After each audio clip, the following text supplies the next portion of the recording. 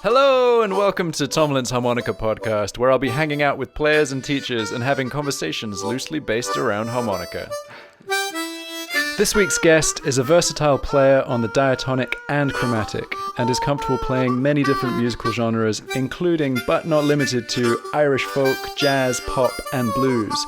He's recorded and toured with huge names ranging from Sting to Van Morrison, and, as well as being an inspirational player, he's also a hugely creative harmonica customiser. He is Brendan Power. Welcome to the podcast, Brendan. Glad to be here, Tomlin. How are you doing today?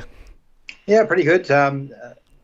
It's still in sort of lockdown mode, but got a bit of a garden here and the weather's great, and I'm getting out on my bike occasionally for a little ride in the countryside, so can't really complain. That's very cool. So for people who don't know where you are, whereabouts are you based?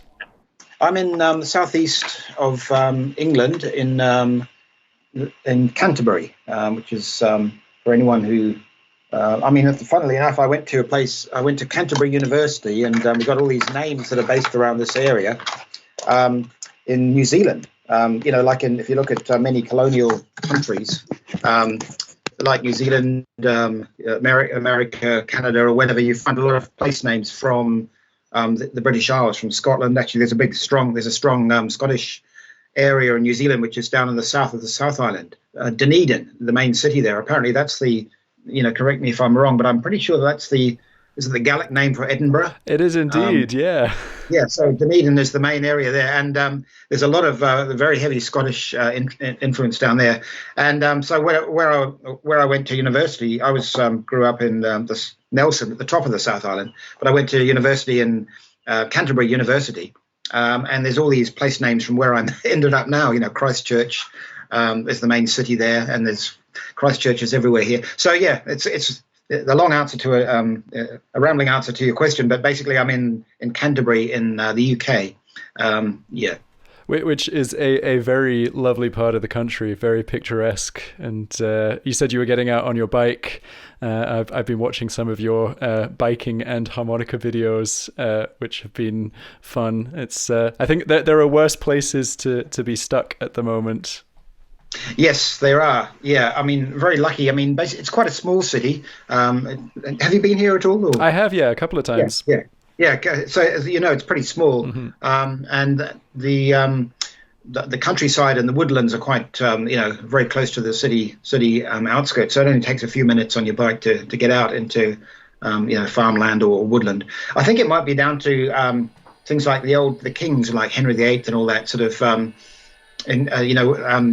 ensured that there were hunting areas all around the country that they could go to and with their mates, and there'd be deer and grouse and everything for them to shoot and kill and whatever. And in this area, I think that's one of the reasons that there's still a lot of woodland around here. So it's a sort of a strange reason. And also, of course, there was a lot of stuff done in the woodlands up till the beginning of even into the 20th century, like coppicing and all that kind of thing. You get a lot of that here, like this chestnut. And if you go into the woodland, you can see evidence of a lot of coppicing, and they used to make charcoal, and there were these interesting characters called bodgers. Have you heard of about bodgers? What's a bodger? Well, it's funny. It's in New Zealand where I grew up. Quite a few words have come from, came with the early settlers, and they stayed there in New Zealand, but they've died out, in the mother country, if you like. A paddock is one. For instance, in New Zealand, every farm field is a paddock. We call everything a paddock. Here, it's very limited, isn't it? I think in Formula One, you get the paddock, and there's maybe some limited uses. Well, bodge is another one. A bodge job. It's kind of like a rough and ready job. It does the trick, but it doesn't look very. Steampunk might be the modern equivalent of a bodge job. But anyway, the bodgers were these characters who lived in the woods and often made a living from, making charcoal and also making furniture with those very primitive lathes. Where you've got a sapling from a tree, and it's pulled down with a string to the ground. And then they put a little lathe piece of wood in it, from the forest. And they with a foot action, they bend the sapling up and down. It twists the piece of wood, and then they sort of, it's like a very primitive lathe, really. So anyway, they were the bodgers, and there's a lot of evidence of bodging around this area.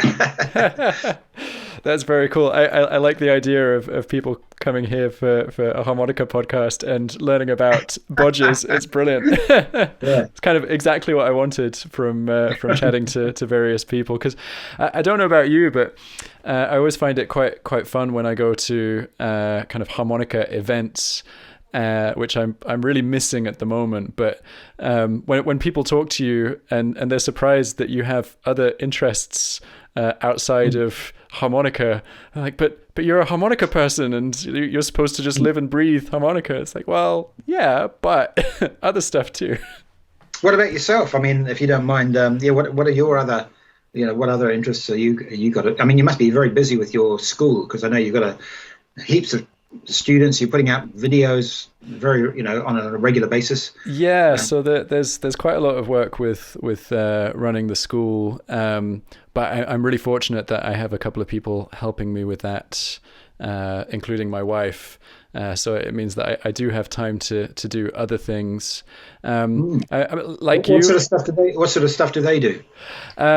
So I have a video editor who he also does the podcast edits as well. So that makes life a huge thing. Oh my God. That's amazing, because you spend so much time on video editing, but it means you must trust them pretty well, because I've tried that as well. But then when someone who is a good editor does the edit, I'm always a little bit oh God, why did he choose that take instead of that one? That kind of thing. And in the end, I ended up doing them myself, but it is a huge drain on your time, isn't it?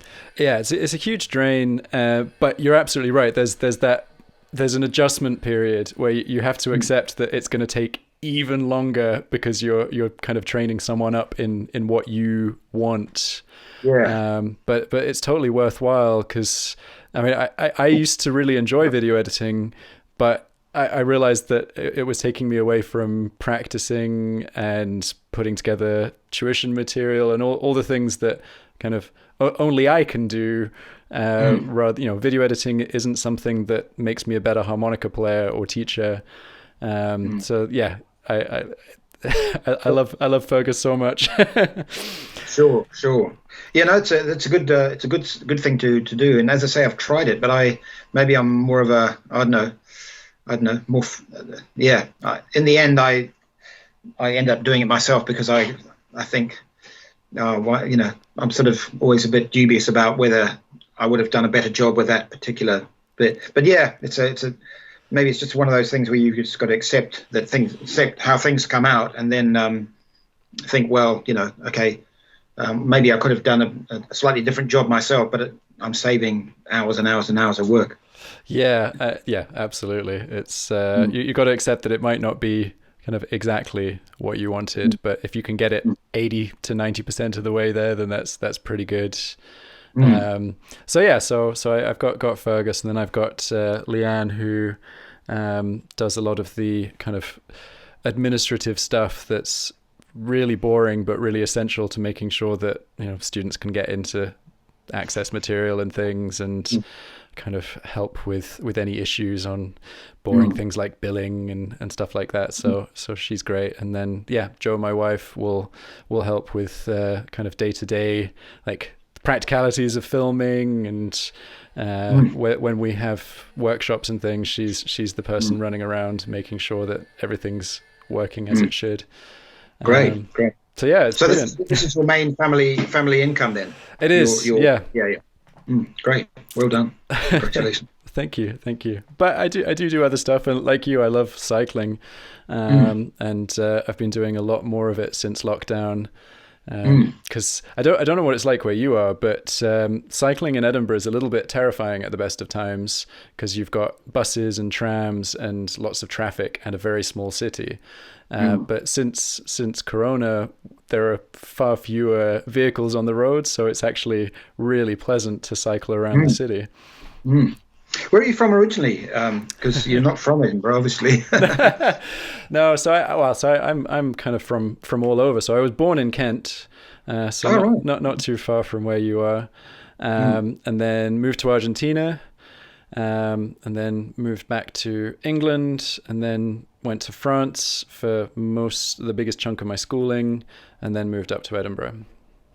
What took you up to Edinburgh in the end? So I came here to study to study a very non-music related subject, which was psychology, and stayed because age-old story, boy meets girl, and she wanted to stay in Scotland, and I'm very happy with that decision. So good. Yeah, no, it's a great city, Edinburgh. I've lived there as well.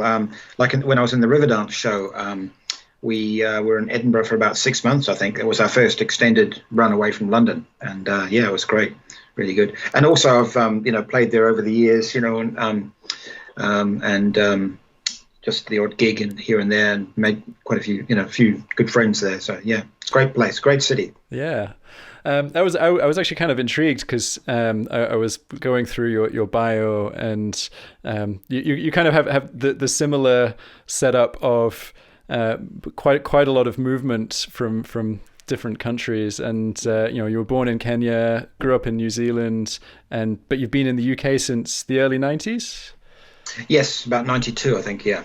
And so why did you come to the UK?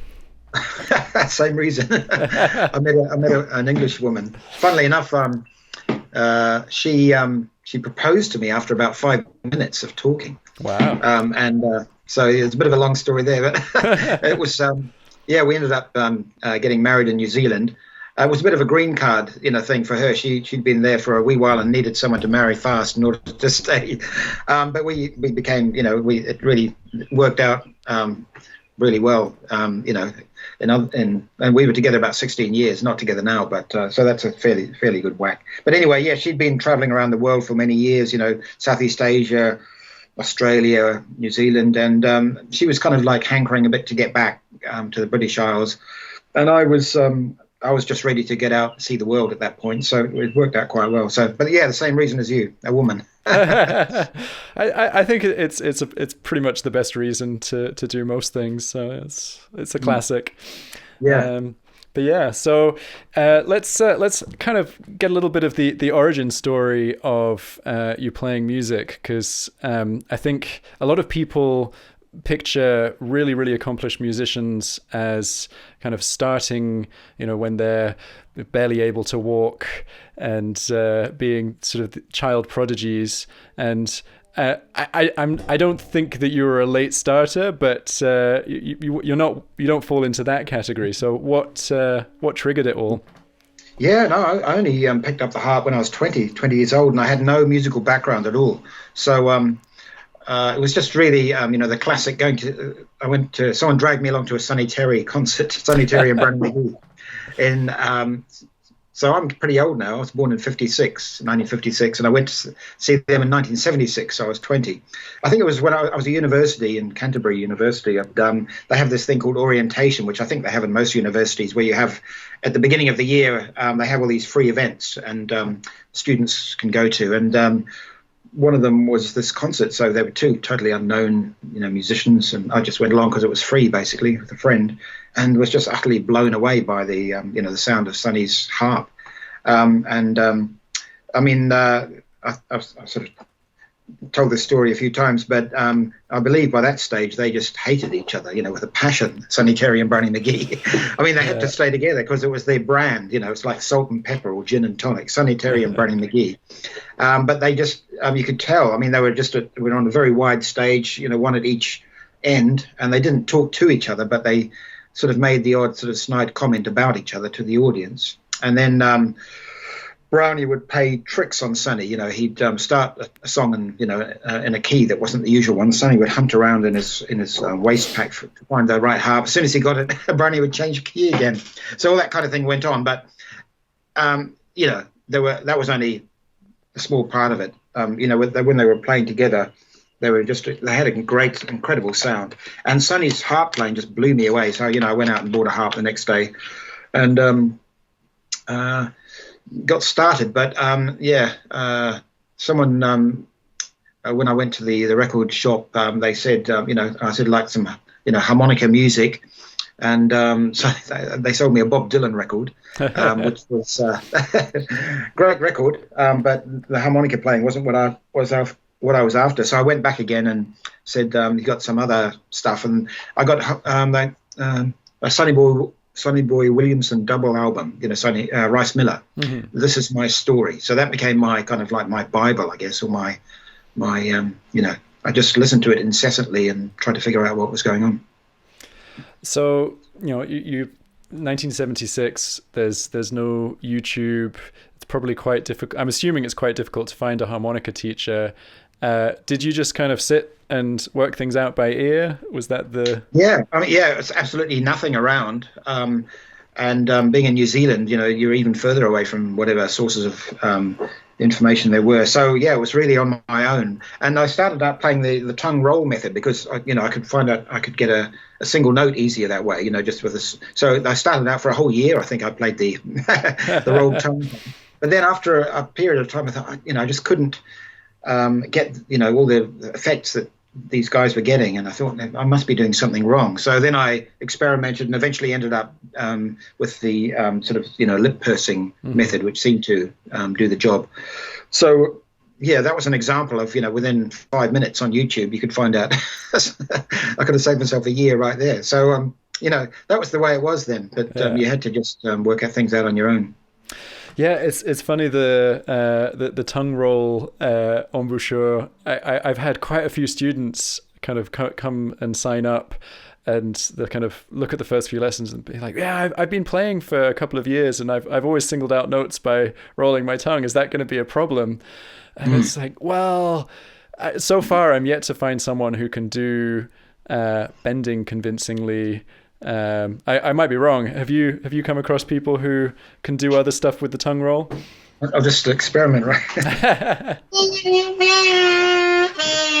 No, it's not really a goer, is it? No. There are some good chromatic players who use it. I'm just trying to think. I think my friend Jakob Wendt might use that method. He's a Danish chromatic player. I think he might, but.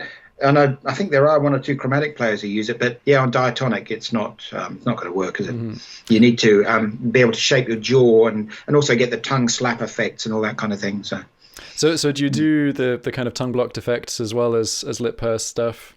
Not really. I mean, I do a few octaves, but I don't really do the slapping tongue kind of thing. I sort of looked into it once or twice, over the years, and could never really.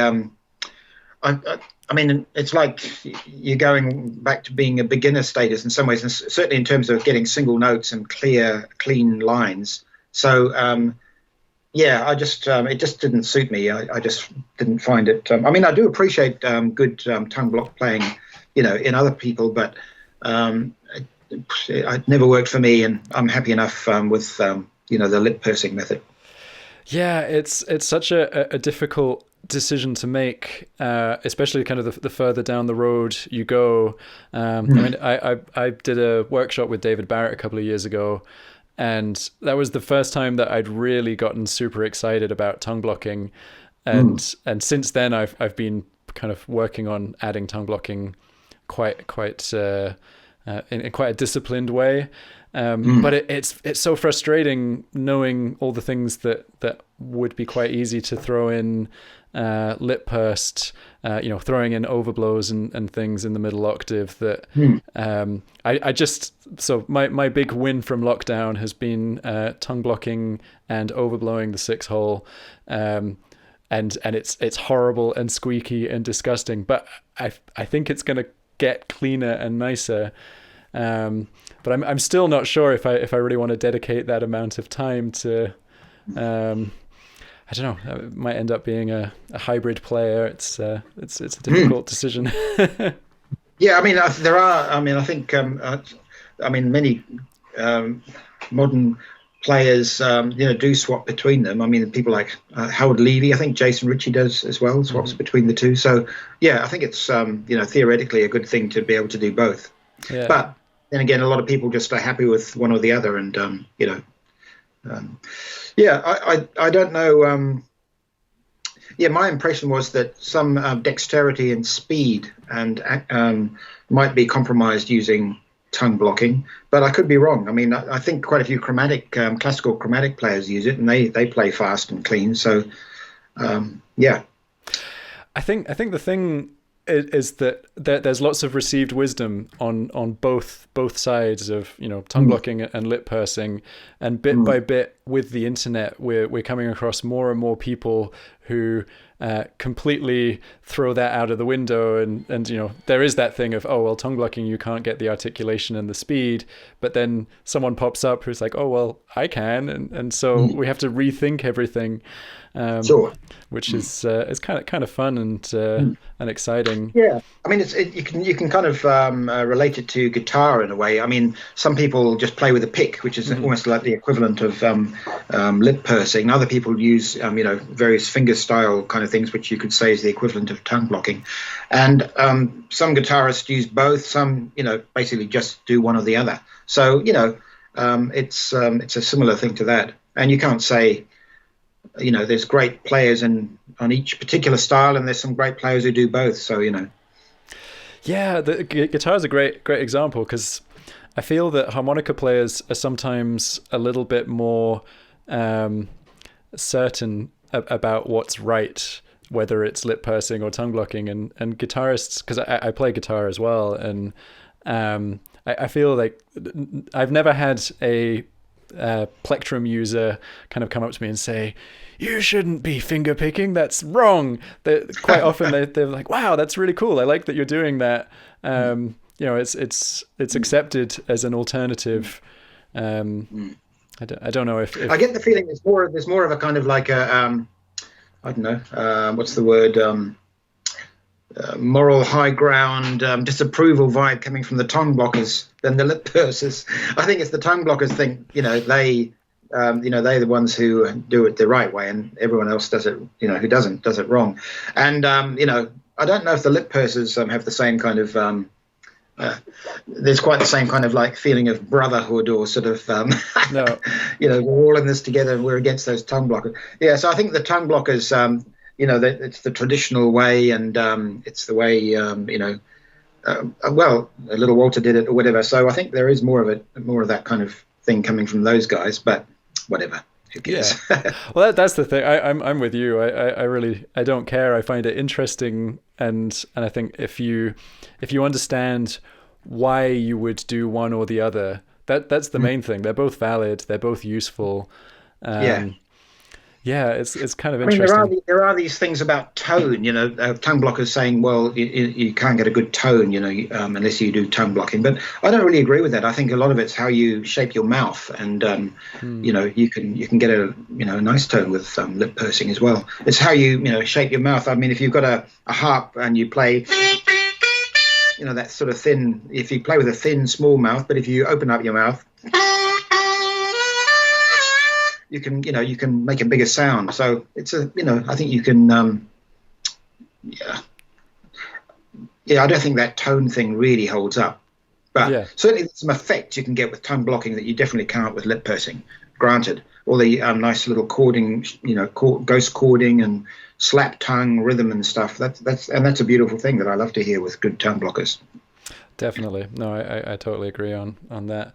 I'm really intrigued, because you had this really important formative experience going to see some band that you didn't know, who turns out to be Sonny, Terry and Brownie McGee, which is amazing in itself. What were you planning on doing? Like, what was your game plan for life before music? Before music, I suppose one of the main things I was into was outdoors. In New Zealand we call it tramping. Here you'd call it hiking, I guess, but like fairly hardcore, like going out for a week or more, and quite high. Like everything in New Zealand is quite a bit higher, so you'd be up at 5,000-6,000 feet for a week or so, just doing quite hard walks every day. So that was I just loved that, and that was something I was really into. Canoeing, whitewater canoeing. So I was more into those kind of things. Then it's got this music bug, and I was just totally, I was in my bedroom for 8 hours a day. I was actually studying an arts degree. I did a BA in English and religious studies. And religious studies wasn't theology, where you're studying to be a priest or something. It was like studying religions as if they're rocks, okay, here's Hinduism. What is that thing? Okay, there's Buddhism. Basically studying them dispassionately. And in some ways, that was therapy for me because I was brought up as, in a fairly strict Catholic family. So I thought, well, here's my chance. I'll see what the other ones are like, or what the other ones say. And at the end of it, it just totally cured me of all religion. I became atheist agnostic at the end of it. So I'm glad I did it, because it helped me kind of, they're all the same as far as I can see, all these religions and ideologies. It's not just religions, but also ideologies like, various political ideologies are in the same boat. They like to claim they have the ultimate truth and then lay it down for everybody else, which I just, I've got a strong antipathy towards now. But anyway, so that was what I was doing. And I did a MA in religious studies, but by that stage I was interested in Taoism, the Chinese yin yang kind of thing. But again, it was just really out of interest. And by then, a guy called Chuang Tzu, a Chinese, really interesting Chinese philosopher in that school, they were so advanced, those guys, like 2000 BC, and they were talking about relativity, what's really good, what's really big, what's really small, how do we know, how do we judge all these things? Quite advanced thinking. So anyway, that's what I was doing at university, but back home I was really studying Sonny Boy Williamson. So at the end of it, I had a master's degree, but I've never actually used it. I just went straight onto the dole and doing part-time jobs playing the harmonica. I was intrigued by kind of what happened before you started finishing university, and then before you started doing sessions and starting doing things like river dance. Like what was well, I guess I left university, I think I went to university about 74 and I left there about 80, and by that stage, I've been playing for about 4 years, I guess, and I was starting to get a little bit of a name, and I heard that, basically Auckland was the place to go, because that's the big city. It's like the London of New Zealand. That's the place you want to go if you wanted to, do anything and, get any decent work or whatever. So, yeah, I ended up in Auckland. I knew one person there, was crashing on their floor. And then I started to get a few sessions in New Zealand, like TV jingles and playing on the odd record, but it was very much hand to mouth all through the 80s, really. I was doing part-time jobs and, on the dole occasionally. So I was just basically playing in several little groups, folk groups, country groups, blues groups, and just, I suppose, learning about music and getting to know people. But it was, pretty much a hand-to-mouth existence. At the end of the 80s, I had scraped enough money together to do an album, so I did my first album, actually I did one strange one in the mid 80s, which is called Country Harmonica, which was along to these Nashville backing tracks that some people had brought back from Nashville, which had vocal harmonies on them, and they thought, well, this would be a good way to. They like my playing, maybe make a harmonica record. So I made this harmonica record with all these vocal harmonies coming in every so often. It's very cheap and nasty, but there's some good, some good playing on there, I think. But that was something that they paid for. At the end of the 90s, with a bit of help from my dad as well, I made my own record, State of the Harp. Let's get rid of this wasp. There you go, mate. And then that led to another record guy there. I sent it to a few labels there. One of them took it overseas to, these kind of like record company meetings, trade fairs that they have. And they played it to people and they said, yeah, he's pretty good, but you should get him to play some, easy listening, well-known tunes. So basically he said, well, okay, well, I'll put out another album of your stuff if you'll do me an album of easy listening music, like What a Wonderful World and Theme from the Deer Hunter and all this kind of thing. Mm-hmm. So I said, okay. So basically I did that, and that album has probably sold way more than any of my other albums, even though it's not one that I go around showing everybody. But it's pretty good, and it's of the style. But that album sold pretty well, and it was taken up by some Dutch label, and it sold many copies. Unfortunately, I haven't got paid for as I should have from it, but that's something I found out later. The dodginess of the music industry, which you probably know about. Yeah. But anyway, so that was that, and then I came to Britain, and I did this album called New Irish Harmonica, and that kind of led to a lot of things. And so I was able to make a sort of a career here. Yes, I suppose that's it in a nutshell. Nice. But along the way, I've just got interested in so many different styles, and so I've been able to support myself from the harmonica one way or the other, playing, or more recently from about 2000, doing sort of custom work as well, and being able to just indulge my interests in different styles as they come along. Yeah, this is something I wanted to ask you about, because you have mastered so many different styles of music, and personally, I find it really, well, I find it an ongoing task to master blues. And, you think we have 3 chords, I should have it by now, but it's still something that I'm working on. Well, it's like that. I mean, the blues is, it's a deep ocean, and you can keep swimming in it for your whole life. So don't feel you will never get it. Any musical style like that, it's like that. You never actually, when you say I've mastered styles, I haven't really. I've just dabbled in them and learned a few of the main salient features of them, and but I'm only really dabbled in them, really put my toe in the water. So how do you approach that when you, because I've heard you describe yourself as a musical magpie. So when you see a shiny new genre, what's the approach to kind of get I mean, it has to give me a buzz, or really get me intrigued. For instance, Chinese music was a fairly recent one, and it was listening to the erhu, which is this Chinese stringed instrument, and other similar instruments that have got this huge bending range. And what they do with it, they just use pentatonic scales most of the time, which is, as you know, a 5-note scale. But what they do with those 5 notes is extraordinary in terms of expression. And so that was, how are they doing that, I thought, and can I do that on the harmonica? So, basically I just listen really closely to the things that give me a buzz, a particular piece of music, even if it's just a phrase or something like that, and try and work out what's exactly happening. I mean, sometimes what's really handy for that kind of thing is slowdown software, which I've used right back in New Zealand when I first got a Charlie McCoy record. There was no such thing as slowdown software or computers or anything. So, I mean, I just slow down a 33-speed record down to 16 speed, which halved the speed, but also took his harmonica down an octave, so it sounded more like a saxophone. But it's the same principle. Basically, if you want to really understand something, the devil is in the detail with harmonicas, as with many things. But certainly, if you're trying to study a particular player's characteristic, the most essential parts of their style, it's really good to slow down the music, and I'm sure you do that in your teaching.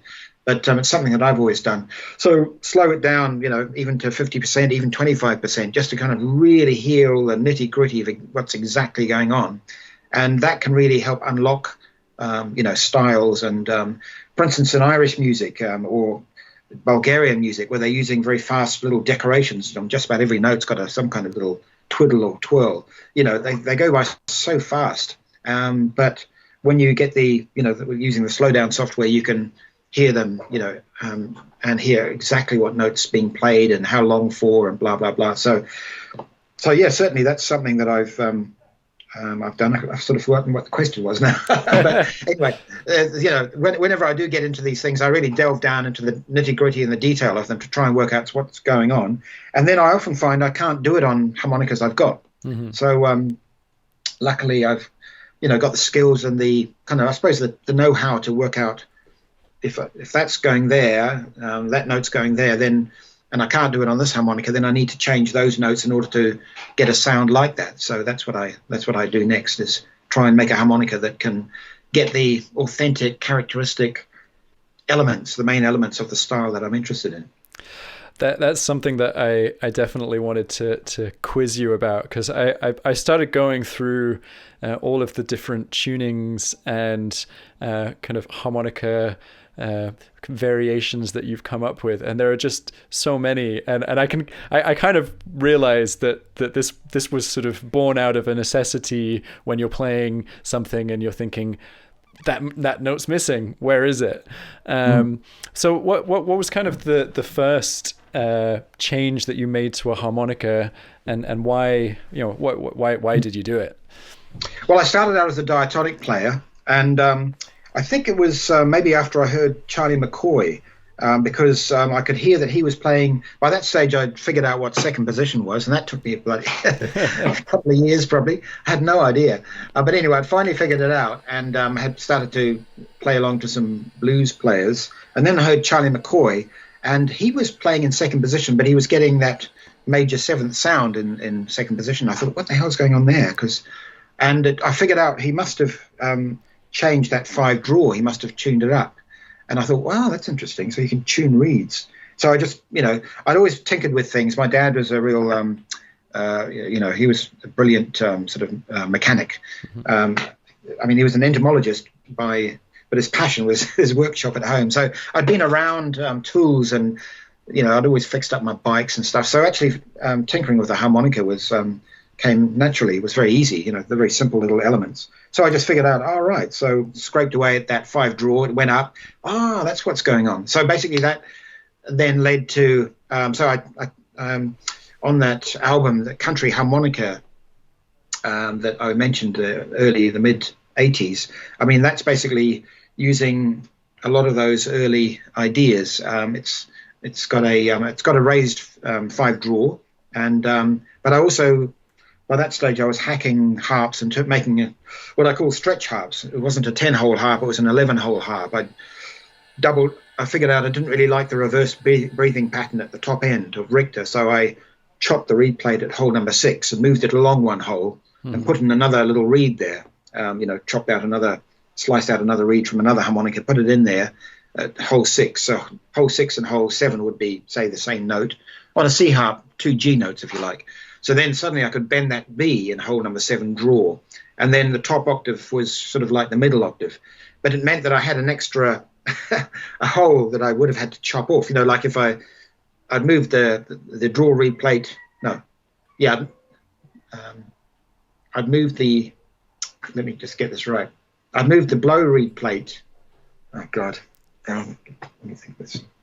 Yes, I chopped up the blow reed plate, moved that along 1 hole. Uh-huh. Yes, and so I slotted a reed into hole 7 where the blow 7 had been. Okay. And now I had a reed sticking out the top. Hole 10 was just... So I basically chopped up the comb and made an 11-hole harp. And then, so got another reed and put that in hole number 10 on the draw reed side. So anyway, that was kind of an extrapolation from this initial learning about the Sonny Terry, the Charlie McCoy, tuning up that 5 draw. And then that just basically led on to all sorts of experiments. But that was the first one, really, that country tune. Yeah. That's so cool. It's something that sorry? Do you use country tuning? Have you experimented with country tuning at all? Or? So this is a funny kind of point for me, because for the longest time, because I came to harmonica from guitar, and and I had never met a harmonica player, and this was kind of early days of YouTube harmonica, so I was watching Adam Gusso's videos and gleaning as much information as I could from him, and lurking on forums, and all I wanted to do was play all the guitar lines that I would play on guitar on harmonica. And the only way I could see how to do that was learning how to overblow and that kind of thing. And not necessarily playing sweet overblows, just being able to hit a note relatively in tune. And it wasn't until really recently I did an online live stream with Todd Parrott, and Todd is an unbelievable overblow player, and he was talking about using country tuned harmonicas, and I was like, why do you use a country tuned harmonica when you can overblow so well? He said, well, the 5 overblow is never going to sound as sweet as having that major 7th on the draw note just clean. So if I'm playing melodically and I want to have that note as a sweet note, then I'll use a country tuned harmonica. So long story short, I've not played country tuned, but I've now been convinced that's something that I need to start doing, because that bothers me as well, that it's not a particularly pleasant sounding note, even if you can hit it really well. It's a very small change, but it makes a big difference. I mean, obviously, your flat seventh, you can still get it, but you can't get it. It's not a natural note. I mean, the original 5-draw, you have to bend the 5-draw down to it. So some chording, your chording will change if you're with tongue blocking. It won't be as good for blues or whatever, but you will gain a lot of other things from it. And that, So I recommend. It's a very it's probably the most minimal change you can make to a harp, but it does make a big difference, and it also opens up flavors. That major seventh-y sort of sound, but with all the expression of cross harp, and not just cross harp. It means your fifth position minor is really good as well. Fifth position, so that would be E minor on a C harp. Yeah, and that becomes really nice because you've got. So I'd recommend it, giving it a go for sure. That's next on the to-do list. I wanted to ask you, with that kind of idea in mind, have you noticed a lot of people getting in touch with you since lockdown was announced, asking for custom harmonicas and things like that, because they've now got time to learn how to play in an alternative tuning? I just sell.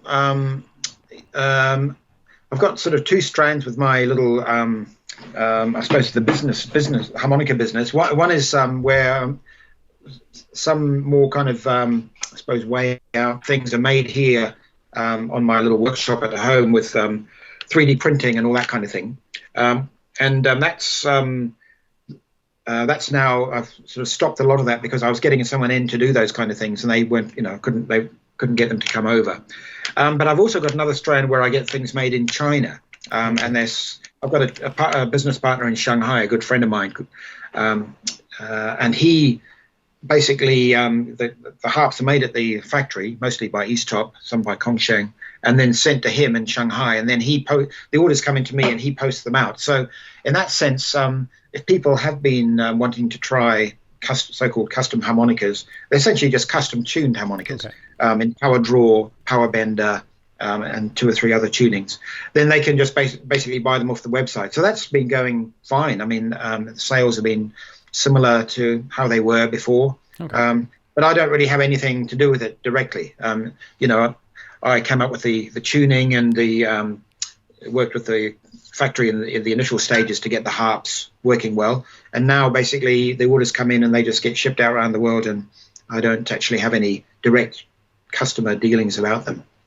That's been going pretty well. That's good. As you say, people have got a lot more time to do all this. Over the long term, I wonder if they'll have the money, because a lot of people are losing jobs and all this kind of thing. So, maybe those kind of things, it depends on how long it goes, but I think that, people are going to probably have less money to spend on so-called luxury items like harmonicas and things like that, but we'll see. Yeah, it's virtually impossible to predict, isn't it? It's I noticed two things happened when it was announced on my site. My current students started doing a lot more practice, which was brilliant, and there was secondly quite a big uptick in people joining, but then there's also been quite a lot of people contacting me saying I've lost my job and I've got to, so it's so hard to tell what's going to happen long term. Yes. But yeah, let's have a little chat about the power bender tuning, because I'm absolutely fascinated by this. Would you just talk us through it for people who don't know, just a kind of like a quick version of the power bender? Okay. Maybe I'll start with a related one called power draw. So power draw it's got the same top end as power bender, but it's more similar to Richter for most of the harp. So I just so basically power draw is the same as a Richter up to hole number 6, and it's got that flat 5. You can do all that kind of stuff. So up to hole 6, it's totally standard. But then from hole number 7 upwards, you've got hole 7, like on a C harp. This is not a C harp, but imagine it were. Your 7 draw is still a B. But instead of the B being next to a C note, which is above it, on a standard Richter harp, hole 7 would be C blow and B draw, meaning you can't bend the B draw. On this one here, I've taken that C, if you like, down to an A. So here's your B, and now your blow note, instead of being a blow C, is down to an A. So now you can bend the B. So that's the same as 3 draw down the bottom end. Okay, now your 8 draw is the C, which was in hole number 7 on a C harp, has moved up to hole number 8. So that's your C, and now your D, which is still an 8 draw, has stayed there, but the D is above the C. And that's the same as 4 draw. So you can bend that 4 draw. You can bend your 8 draw the same. So now you've got bends on 7 and 8 draw, which are same as 3 and 4 draw in the bottom end. Now, and then in hole number 9, normally you've got like a blow G and a draw F. Here it flips around, so the draw becomes a G, which is like 2 draw,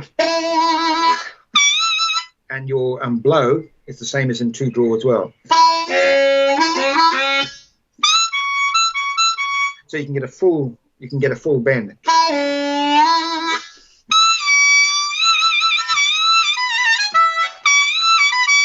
So you can get all your same draw bends in the top end of the harp as you were in the bottom end of the blues harp. And then hole number 10, which was a C blow and an A draw, it's now flipped around. So now it's an A blow and a C draw. So the notes are still there, but they flipped around to draw. So here's your C, and you can bend it. So you can. So basically, the whole thing is draw bends in the top octave instead of blow bends, but your bottom part of the harp is the same. Okay. Now power bender is a little bit more radical. This is a C harp. That was I think that was an A. Was that an A harp? That was, yeah. This is a C harp. Actually, maybe I should get an A. Yeah, I'll get another A just to compare them a bit more directly.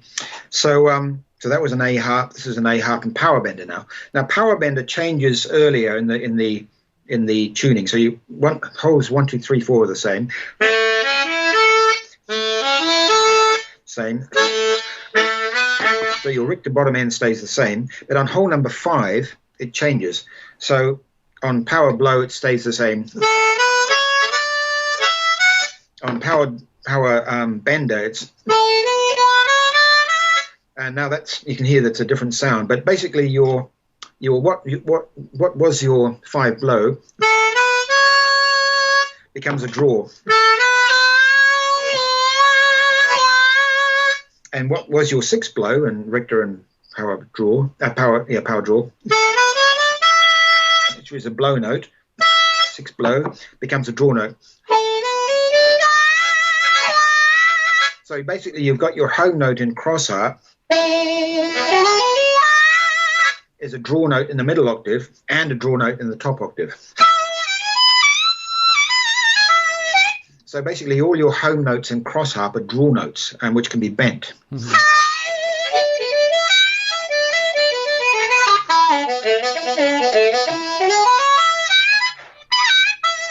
So you can do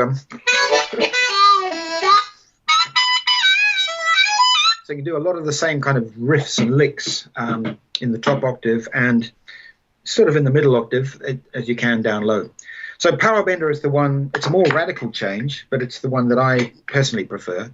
But normally when if people are interested in this kind of sound or whatever, normally I would say, well, maybe try power draw first, because then you can continue to use all your familiar meat and potatoes range, holes 1 to 6.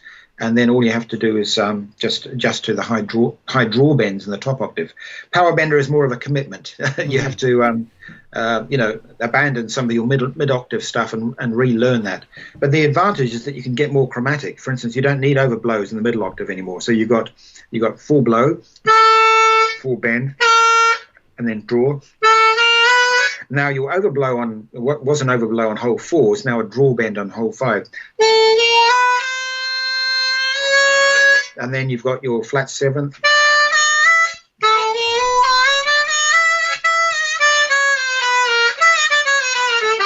So you can play chromatically in the middle octave, super easy, just with draw bends. Your overblow that was on hole 6 is now a draw bend.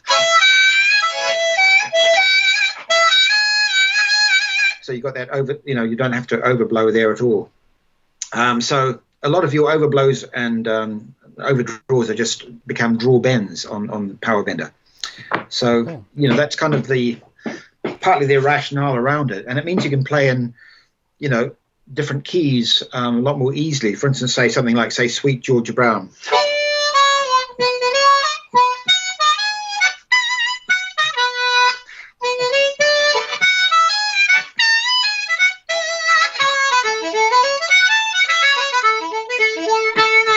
So you can just, that's in 3 different keys, and it's really easy to do. There's no overblowing involved. Partly it's, a bit like you, as you say about the overblows, they, when you hear a really good overblower with a fabulously set up harp, they can sound great. And people are getting better and better at making them sound great, but it's been a long, long time. And I've just never really liked the sound of them too much. I've always preferred the sound of a bend better than an overblow. So I've basically configured harps to allow me to get the same notes that you get with overblowing, but you get them with bends, and normally draw bends. Yeah, because you also do half valving, don't you? Yes, yeah. I mean, that was one of my ideas really that I came up with very early on, about 1980.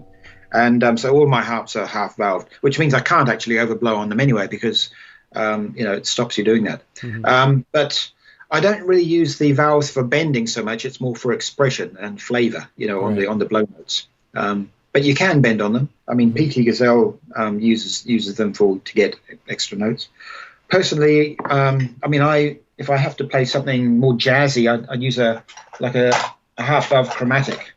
Like this is a CX12. This is in another of my tunings, power chromatic, but this is half valved and every note can bend. So you can play like a chromatic scale really easily. So normally on a chromatic, you'd have to go. Now I can get all of that with bends.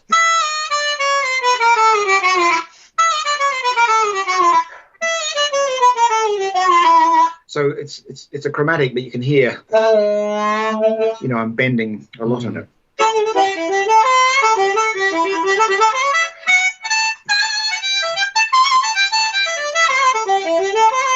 And then you just push the slider in. I've got this little hook thing there. I call it a slide hook. And then you can just instantly get play in the other keys.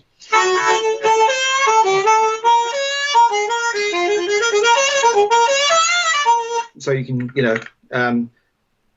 when you've got 2 harmonicas in the one, and they're both bendable draw bendable harps, and it gives you all the notes plus a lot of what I call bend end harmonics. For instance, you can get the same note 2 ways.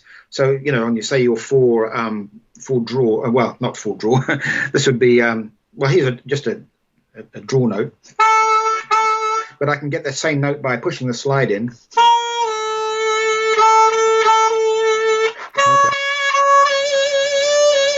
And like a draw, so you can get notes more than one way. So personally, I think the half-valved chromatic is a really excellent way for people who want to play more complicated styles like jazz or whatever, but still want the expression of of the blues harp, if you like. Yeah, definitely. I'm intrigued because you have so many different tunings and different setups at your disposal. What's the go anywhere, do anything harmonica? Like what do you go for first? Yeah, that's a good point. I mean, basically, it's all very well having quite a few different tunings, but I'm not so good at improvising in all of them. I mean, certain ones would be really almost specifically for a certain style. The ones I'd use just to pull out for a jam would be like a power bender diatonic, or maybe a power chromatic, half valve chromatic for more kind of jazzy tunes. But yeah, power bender for more bluesy things. But I also, Paddy Richter's another tuning I came up with, and I use that for Irish tunes on the diatonic. And then I've got, like this thing called the Asia Bend, which is a really cool harp.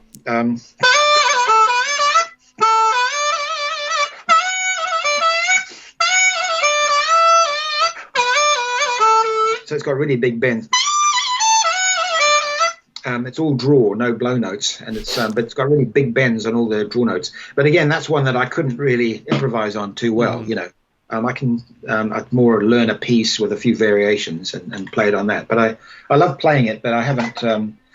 It's so different to all my other things that I haven't really learned how to jam on it so easily. That's cool. So I've been talking to a bunch of great harmonica players during this series, and I'm noticing a kind of a recurring theme. There are two main camps. There are the players who kind of decide to play within the limitations of the instrument and use that as a strength. And then there are the players that want to get loads more extra stuff that no one thought was there. And you obviously fall into the latter category. But I'm always intrigued why... Well, there's probably three camps if you think about it, because there's probably, maybe within that, or, within the first camp, or maybe it's a subgroup, but there's probably the people who just love the Richter harp as it is, like many of the blues players, and they just want to play the great classic, and they don't really want to necessarily explore beyond that. And then there's people like Howard Levy, who has all the skills and the brain power to do way more than was possible before on the Richter harp. But he's stuck with the Richter harp. He hasn't tried to alter the harmonica, but he has found all these other ways to overblows and overdraws and other ways to find out stuff that no one knew was in there, but it's still on the stock format. Then I'm in another group, which is, basically, why stick with that format? Why not change the whole operating system? Yeah. So that's the camp that I'm in. Yeah. Potentially, you're in a camp by yourself. Oh no, there's quite a few, but yeah, I suppose I'm a bit of an extreme case in that area. So my thing I'm intrigued about is why you committed to doing it on harmonica when there might be other instruments which would naturally be more flexible. Okay. Well, the harmonica just took hold of me in terms of, a love for the instrument and the sound. So, I wanted to express myself through the harmonica. I did play mandolin quite a lot in New Zealand, and composed quite a few tunes on mandolin and became quite good at it, but it just doesn't have the soul, I guess, of the harmonica. And so I've always... I don't know why, but I've always just wanted, if I can't do something on the harps I'll try and change the harp to allow me to do it, rather than picking up another instrument on which you could probably play that stuff a lot easier. No, I think the expression of the harmonica has got to be that it's the biggest strength, which we probably accept all the weaknesses for that big strength. So I want to know, because we're kind of probably getting towards the end of this. Is there anything new that you want to kind of share with listeners? Anything you've been working on that you're excited about? Well, I mean, in the last few years, I was, in some ways, I wasn't doing much playing at all. I was just really interested in CAD design and making,